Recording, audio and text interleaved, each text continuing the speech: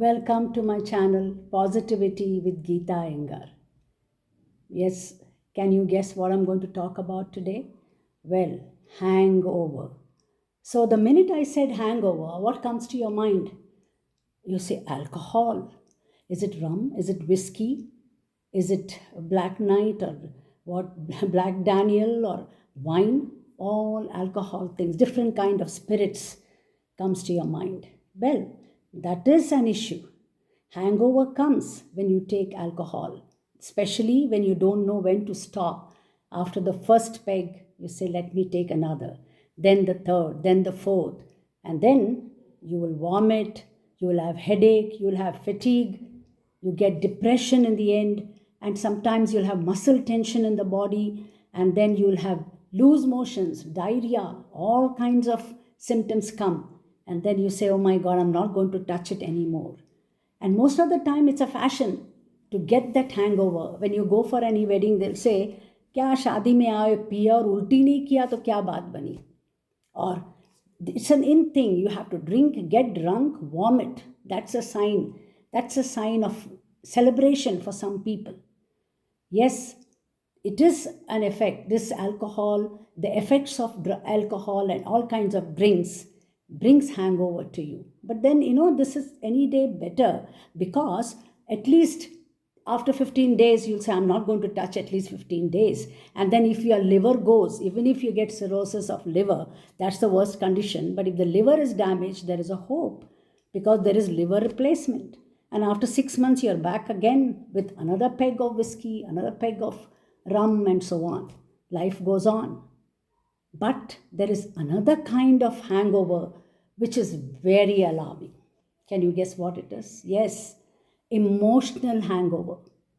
Emotional hangover is caused by people, negative, absolute negativity, absolutely pessimist.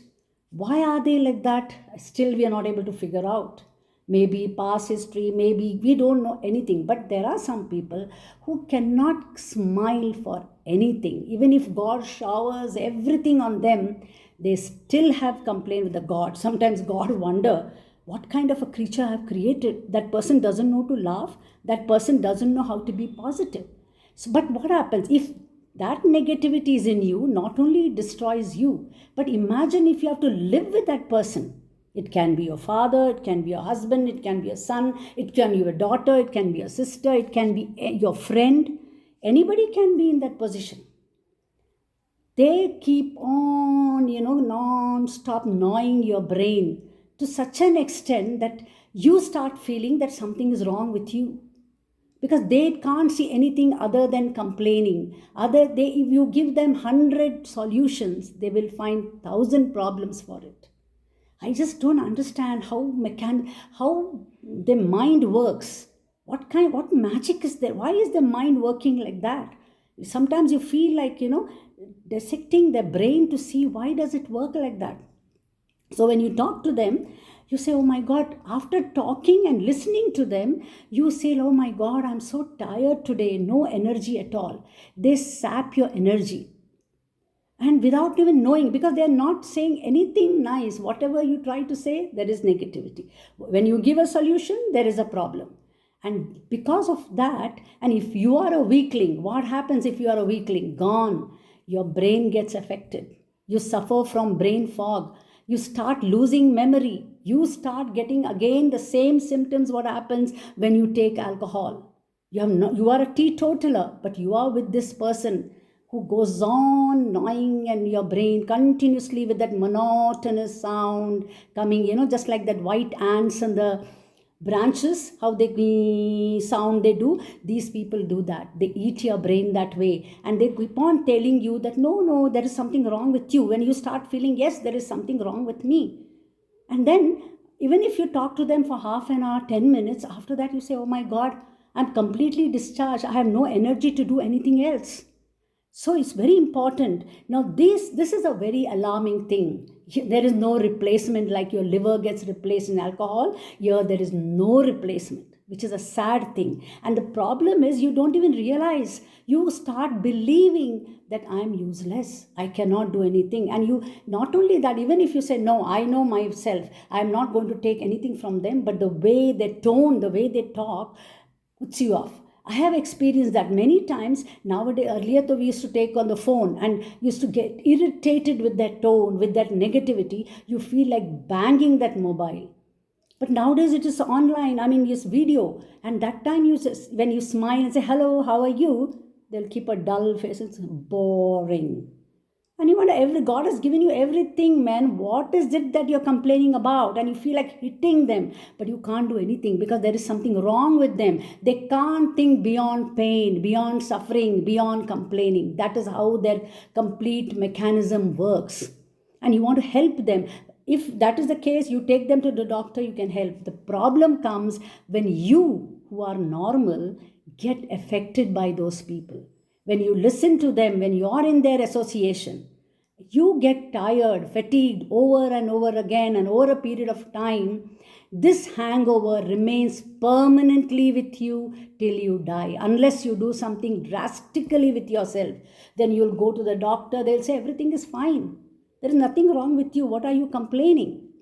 But therefore, we have to be where we have to draw one emotional fence, a strong fence around us, not to allow that energy, that negative energy to penetrate into us.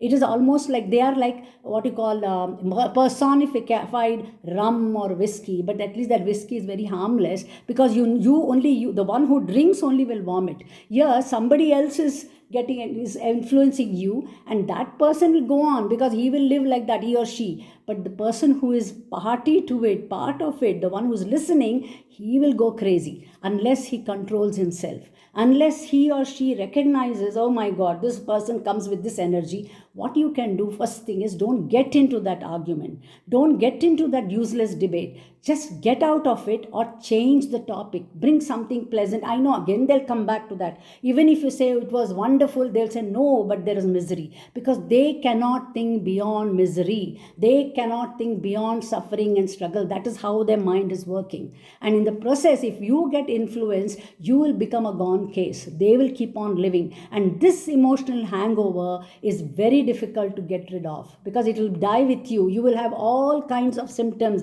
You are all the time depressed, tired, fatigued, you lose appetite. All that symptom which you find when you're drinking rum or whiskey, the same thing you'll find here. So recognize it when you meet people. Try to be very positive. Let them be. If they are negative, change the topic or change that situation. Otherwise, or you have to be, that's what, either you are very strong or you succumb to them, and then you start believing that you are useless, you have no memory, you have lost the upper chamber, because they'll make you believe like that. And they are non-stop. They are not going to change the topic. They will go on because that they don't know any other way. So either treat them or you keep yourself safe. So this hangover is very alarming in today's generation, because in the fast world, we have seen every 10th person is suffering from this hangover.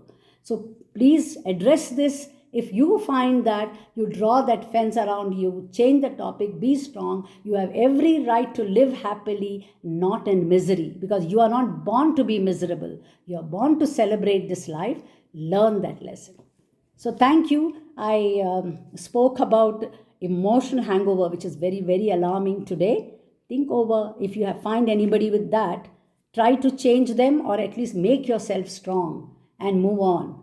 So thank you once again for listening to me, and we'll come back again with another topic, another kind of a hangover. But don't have this hangover now. What I said, keep yourself. Have I come across anybody over the phone, on my video call, on my Zoom meet or Google Meet? Address it. Become stronger. Alcoholism, they can clear. Replacement is done. No replacement for this mental fog, or no replacement for the mental agony. Emotional trauma, this emotional hangover.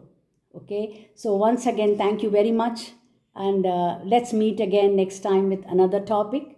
See you all then. Bye till then.